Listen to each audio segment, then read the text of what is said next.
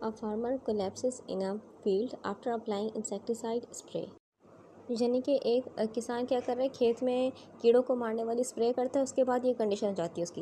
यानी कि उसको क्या क्या नमात हो रही है, एक तो उसकी एक्सेस सलाइवेशन हो रही है, यानी कि उसको बहुत थूक यानी कि हो रही है, राल टपक रही है, ऐसा लग रहा है, पसीना आ रहा है, सांस लेना मुश्किल हो रही है, और पिन पॉइंट पिंपल्स यानी कि पीपल जो साइज़ है बहुत ही छोटा हो गया है, जो आँखें पीपल होती है, ठीक है, साइज़ बहुत छोटा हो गया है, लग रहा है कि एक सुई की नोक है, इतना छोटा हो गया है, इसको हम बोलते हैं मायोसिस। तो ये कंडीशन क्या हुआ है, हमारे पास एक किसान प्रेजेंट हुआ है। जब दिमाग की तरफ से ऑर्डर आता है कि क्या हो, सलाइवेशन का प्रोसेस हो यानी कि थूक बनने का प्रोसेस हो, और सांस की नालियाँ थोड़ी सी कॉन्स्ट्रिक्ट रहें, ठीक है, तो हमारे पास क्या होता है, हमारे पास नर्व सिग्नल से यानी कि नर्व से क्या आता है, नर्व एंडिंग से क्या निकलता है, एसिटाइलकोलिन निकलता है, और वो रिसेप्टर पर जाके बैठ जाता है। ये चीज़ 24 आवर हो रही होती है कि 24 घंटे हमारे पास पैरासिम्पैथेटिक सिस्टम से सिग्नल आ रहा होता है, पैरासिम्पैथेटिक नर्व से एसिटाइलकोलिन निकल रहा होता है, रिसेप्टर बैठ रहा होता है, थूक बन रही होती है, और सांस की नालियाँ हल्की सी कॉन्स्ट्रिक्ट रहती हैं, ठीक है। अच्छा, लेकिन अगर आप सुकून से बैठ गए, ठीक है, तो जो पैरासिम्पैथेटिक सिस्टम था वो तेज़ हो जाएगा, यानी कि अब हमारे पास नर्व एंडिंग से एसिटाइलकोलिन ज़्यादा मिकदार में निकलेगी एज़ कम्पेयर टू पहले से, ठीक है, सलाइवेशन ज़्यादा होगी, हमारे पास सांस की नालियाँ थोड़ी सी और कॉन्स्ट्रिक्ट होंगी। लेकिन इसको सेकंड के अंदर हमारे पास एंजाइम होता है एसिटाइलकोलिन स्टेरेस, वो सेकंड के अंदर इस एसिटाइलकोलिन को ख़त्म भी कर देता है। अगर एसिटाइलकोलिन रिसेप्टर पर लगा रहेगा तो हमारे पास ये ओवर स्टिमुलेशन हो जाएगी, यानी कि ज़्यादा चीज़ें बनने लग जाएंगी, थूक ज़्यादा बनने लग शुरू हो जाएगी, जो जिसका काम था यानी कि वो ज़्यादा होना शुरू हो जाएगा। इसीलिए वो सिग्नल जो मिली सेकेंड का होना चाहिए था वो अब सेकेंड्स, घंटों यानी कि ज़्यादा टाइम का हो चुका है। और हमारे पास ये क्यों हो रहा है, क्योंकि जो नर्व्स हैं वो अपनी नर्व एंडिंग से मुसलसल केमिकल निकाले जा रही हैं, और जिस चीज़ पर यानी कि जो रिसेप्टर था उनका, ठीक है, वहाँ पर मुसलसल ऑर्डर मिल रहा है और वो चीज़ मुसलसल बन रही है, तो इसीलिए क्या हो रही है, उनकी ओवर स्टिमुलेशन हो रही है। अब आते हैं अपने असल पॉइंट की तरफ। देखें, जो फार्मर था उसने कौन सी स्प्रे की थी, इंसेक्टिसाइड स्प्रे, जिसको हम कहते हैं ऑर्गेनोफॉस्फेट भी बोलते हैं, ऑर्गेनोफॉस्फेट। ऑर्गेनोफॉस्फेट है क्या, कंपाउंड्स का एक ग्रुप है जो फॉस्फोरस और ऑक्सीजन से मिल के बन रहा है। और इनका काम क्या होता है, इनका काम होता है जो इंसेक्ट्स हैं, जैसे पेस्टिसाइड वगैरह हो गए, इन सब के नर्वस सिस्टम को तबाह करना होता है। अब ये जो ऑर्गेनोफॉस्फेट हमारे पास इंसेक्टिसाइड स्प्रे है, वो इसी एंजाइम को यानी कि एसिटाइलकोलिन स्टेरेस को क्या करती है, ब्लॉक करती है, ठीक है। किस तरीके से ब्लॉक करती है, हमारे पास जो एसिटाइलकोलिन स्टेरेस एंजाइम है ना, वो बेसिकली एक पॉकेट की तरह है, ठीक है। उस पॉकेट में क्या होता है, एक अमाइनो, फॉर एग्जांपल एसिटाइलकोलिन स्टेरेस है, ठीक है, इस पॉकेट में क्या है, एक अमाइनो एसिड है, अमाइनो एसिड का नाम क्या है, सीरीन, ठीक है, SERINE। नॉर्मली क्या होता है, एसिटाइलकोलिन यहाँ इस पॉकेट में आता है, इस पॉकेट में सीरीन से जब मिलता है तो टूट जाता है, ठीक है, तो हमारे पास यहाँ पर ये आके लग गया है, ऑर्गेनोफॉस्फेट आके लग गया, और क्या बना लिया है, कोवेलेंट बॉन्ड बना लिया। और हम जानते हैं केमिस्ट्री में जो कोवेलेंट बॉन्ड है वो बहुत मजबूत बॉन्ड माना जाता है, और ये चीज़ क्या हो गई, अब इरिवर्सिबल हो गई, यानी कि हमारे पास ये जो एसिटाइलकोलिन स्टेरेस एंजाइम है ये ब्लॉक हो चुका है, ठीक है। जब तक कि जिस्म बॉडी नए एंजाइम नहीं बनाएगी तब तक कि हमारे पास ये काम हमारा सही नहीं होगा। हमारी बॉडी रोज़ाना की बुनियाद पर क्या कर रही थी, हल्का हल्का थोड़ा थोड़ा खुद को बिल्डअप कर रही हो।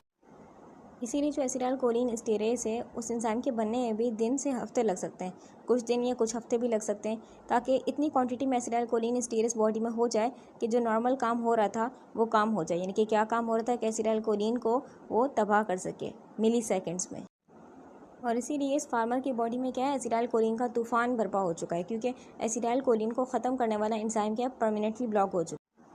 नए एंजाइम बनने में तो वक्त लगेगा, इसलिए हम क्या करेंगे, ये दवाइयाँ देंगे, एट्रोपिन और हमारे पास प्रालीडॉक्सिन।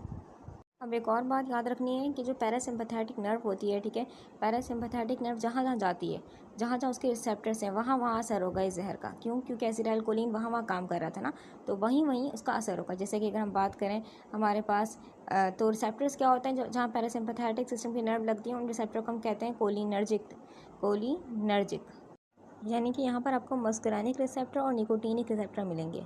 हाँ, मेन सिम्टम्स की लिस्ट दी गई है, ठीक है, जैसे कि यूरिनेशन उसको हो जाएगा, क्यों हो जाएगा, क्योंकि ब्लैडर पे क्या होते हैं, M3 रिसेप्टर यानी कि मस्कुरानिक रिसेप्टर होता है, जहाँ पर एसिटाइलकोलिन बेसिकली आता है, ठीक है। लेकिन अब एसिटाइलकोलिन का मुझे सिग्नल मिल रहा है क्योंकि हमारे पास एसिटाइलकोलिन का बॉडी में तूफान हो चुका है, तो M3 रिसेप्टर पर लग जाएगा, और इसीलिए जो ब्लैडर के मसल क्या हो जाएंगे, स्क्वीज हो जाएंगे, और जो किसान था इसको खुद ब खुद क्या हो रही है, यूरिनेशन हो रही है, कोई कंट्रोल नहीं रहा।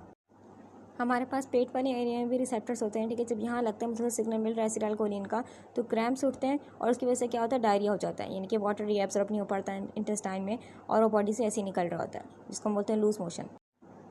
और इस तरीके से हार्ट पर रिसेप्टर होते हैं, जब मसल से सिग्नल मिल रहा होता है तो हमारे पास हार्ट रेट क्या हो जाएगा, बहुत ही लो हो जाएगा, जो कि कंडीशन बहुत खतरनाक है, यानी कि दिल की धड़कन बहुत स्लो हो गई, ब्राइडिकार्डिया। इसी तरह से स्केलेटल मसल पर होता है निकोटीनिक रिसेप्टर। जब मसल से सिग्नल मिल रहा है एसिटाइलकोलिन का, तो हमारे पास स्केलेटल मसल क्या हो जाएंगे, वो बेसिकली ओवर एक्टिव हो जाएंगे, यानी कि वो फड़कना शुरू हो जाएंगे।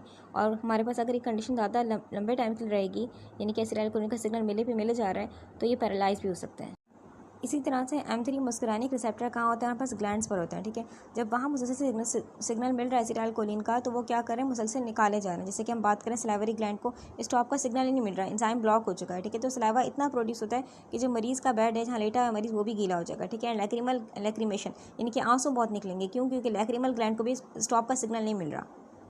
अगली कंडीशन होती है मरीज़ का जो पीपल का साइज़ है बहुत ही सुई की तरह हो जाएगा, बहुत ही पतला, ठीक है, बहुत ही छोटा सा। क्यों ऐसा, क्योंकि हमारे पास हमारी आंख में क्या होते हैं, स्फिंक्टर पिपुलाई मसल्स होते हैं, ठीक है। स्फिंक्टर पिपुलाई पे क्या होता है, M3 रिसेप्टर होता है, वहाँ पर हमारे पास क्या आती है, एसिटाइलकोलिन आती है, ठीक है, लगती है। तो इस तरीके से पीपल का साइज़ एक नॉर्मल साइज़ में, यानी कि थोड़ा सा कॉन्स्ट्रिक्ट रहता है, ठीक है। लेकिन अब हमारे पास क्या है, एसिटाइलकोलिन का सैलाब है, एंजाइम उसको तोड़ ही नहीं रहा, ठीक है, वरना तो लगती है फौरन एंजाइम तोड़ता है, फिर दोबारा इस तरीके से हो रहा था ना, ठीक है। तो हमारे पास ये रोका ही नहीं जा रहा है इसको, तो एसिटाइलकोलिन का सिग्नल मसल से मिले जा रहे हो, फ्लो मिले जा रहे हैं पूरे फ्लो से, ठीक है। तो हमारे पास ये जो पीपल का साइज़ है बहुत ही छोटा हो जाएगा, यानी कि बहुत ही कॉन्स्ट्रिक्ट हो गया, बिल्कुल एक सुई की नोक के बराबर लगेगा। एमेसिस यानी कि उल्टी। अब उल्टी क्यों हो रही है, उल्टी होने की भी दो वजूहत हैं। एक तो हमारे पास वजह क्या है कि जो पेरिस्टालसिस थी वो बहुत ही तेज़ हो गई, ठीक है।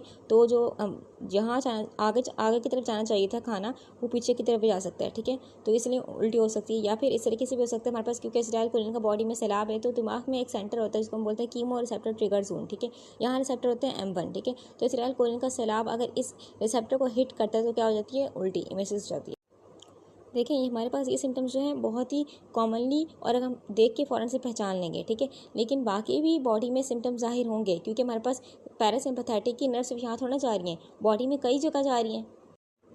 अब अगली चीज़ समझे हमने एट्रोपिन क्यों दिया। एट्रोपिन को हम सिम्टोमेटिक ट्रीटमेंट भी कहते हैं, क्योंकि एट्रोपिन की जो शक्ल है वो एसिटाइलकोलिन से मिलती जुलती है, ठीक है। और एट्रोपिन क्या करेगा, एट्रोपिन बेसिकली हमारे पास दो रिसेप्टर थे ना, इसके पैरासिम्पैथेटिक, एक मुस्कुरानिक, एक निकोटिनिक। तो एट्रोपिन जो बैठता है फिट, वो जाके बैठता है मुस्कुरानिक रिसेप्टर पर, यानी कि यहाँ पर हमारे पास नर्व मसल सिग्नल दे रही थी एसिटाइलकोलिन का, ठीक है, क्योंकि एसिटाइलकोलिन का बॉडी में सैलाब है, तो एसिटाइलकोलिन को हटा के क्या हो जाएंगी, मुस्कुरानिक रिसेप्टर पर खुद लग जाएंगी, ठीक है। लेकिन निकोटीन का जो रिसेप्टर है उस पर नहीं लग पाएंगी, क्योंकि वहाँ ये फिट नहीं बैठ रहा है एट्रोपिन, ठीक है। तो निकोटीन का रिसेप्टर जहाँ था वहाँ पर एसिटाइलकोलिन का सैलाब ही है, ठीक है। तो इसीलिए हमारे पास निकोटीन के रिसेप्टर कहाँ थे, हमारे स्केलेटल मसल पे थे। तो वो जो स्केलेटल मसल फड़क रहे थे, ठीक है, उनमें वो बात रहेगी, क्योंकि हमने सिर्फ एट्रोपिन दिया है, तो एट्रोपिन सिर्फ वहाँ जाके लगा है, कहाँ पे, मस्कुरानिक रिसेप्टर पर, ठीक है। इसने एंजाइम को कुछ भी नहीं छेड़ा, बस वहाँ पर रिसेप्टर जाके लग गए, ठीक है। तो इससे हमारे पास काफ़ी हद तक मामला हल हो जाएंगे, यानी कि जो राल टपक रही थी वो मामला हल हो जाएंगे। दिल की धड़कन नॉर्मल हो जाएगी, हमारे पास सांस का रास्ता खुल जाएगा, क्योंकि सांस की नाली को बहुत तंग कर दिया गया था। अब ये ड्रग जो कि थी प्रालीडोक्सीम, ये असल काम करती है, इसको हम एंजाइम रिएक्टिवेटर भी कहते हैं। ऑर्गेनोफॉस्फेट जो इंसेक्टिसाइड स्प्रे थी, इसने क्या किया था, एंजाइम को बहुत ही मजबूत बॉन्ड से अपने पास चिपका लिया था। बॉन्ड कौन सा था, कोवेलेंट बॉन्ड, फॉस्फोरस बॉन्ड, ठीक है। तो हमारे पास जो ये दवाई है प्रालीडोक्सीम, इसके ये बेसिकली एक न्यूक्लियोफिलिक इसके पास पार्ट होता है। वो न्यूक्लियोफिलिक पार्ट क्या करता है, इस फॉस्फेट ग्रुप को अपने पास खींचेगा, ठीक है। यानी कि अब एंजाइम क्या हो गया, दोबारा आज़ाद हो गया, अपना काम करना शुरू कर देगा। ये बात याद रखें, अगर मरीज़ को फ़ौरन अस्पताल लाया गया जो किसान था, ठीक है, तो हम इस तरीके से करके इसका एंजाइम और इसका जो इंसेक्टिसाइड स्प्रे था उसको अलग कर सकते हैं। लेकिन अगर बहुत टाइम गुजर गया तो हमारे पास ये जो बॉन्ड होता है, ये बॉन्ड और मजबूत हो जाता है। कैसे मजबूत होता है, ये अपना एक आर ग्रुप निकाल देता है। जब आर ग्रुप निकाल देता है अपना, तो ये बॉन्ड कोवेलेंट से भी ज़्यादा मजबूत हो गया, ठीक है। अब इसको हम ख़त्म नहीं कर सकते, ठीक है, अब इसको हम अलग नहीं कर सकते, इसको हम कहते हैं एजिंग, ठीक है। और इसका एक ही रास्ता, जब तक हमारे पास बॉडी खुद के नए एंजाइम नहीं बनाएगी तब तक कि हम कुछ नहीं कर सकते, क्योंकि ऐसी कंडीशन में प्रालीडोक्सोम तो फेल हो गई, ठीक है। अब ये तो काम नहीं कर पाएगी। हम क्या लेंगे, एट्रोपिन का सहारा लेंगे, सिर्फ एट्रोपिन की हाई डोसेज देंगे मरीज़ को, इतनी हाई डोसेज कि उसके मुंह खुश्क हो जाए, ठीक है, उसके, ताकि जो एट्रोपिन है वो जो बॉडी में एसिटाइलकोलिन का सैलाब है वहाँ पर रिसेप्टर पर जाके उसको बचाए रखें, यानी कि मस्कुलानिक रिसेप्टर पर खुद लग जाए, ठीक है। तो हम क्या करेंगे, इसलिए एट्रोपिन की हाई डोसेज देंगे, उसको वेंटिलेटर पर रखेंगे, ठीक है। और 2 से 4 दिन लग जाएंगे तकरीबन, जब उसके एंजाइम बन जाएंगे तो इसकी हालत मरीज़ की बेहतर हो जाएगी, ठीक है। लेकिन अगर वेंटिलेटर नहीं मिल रहा और हमारे पास हमने एट्रोपिन की हाई डोसेज भी नहीं दी तो मसला है, ठीक है।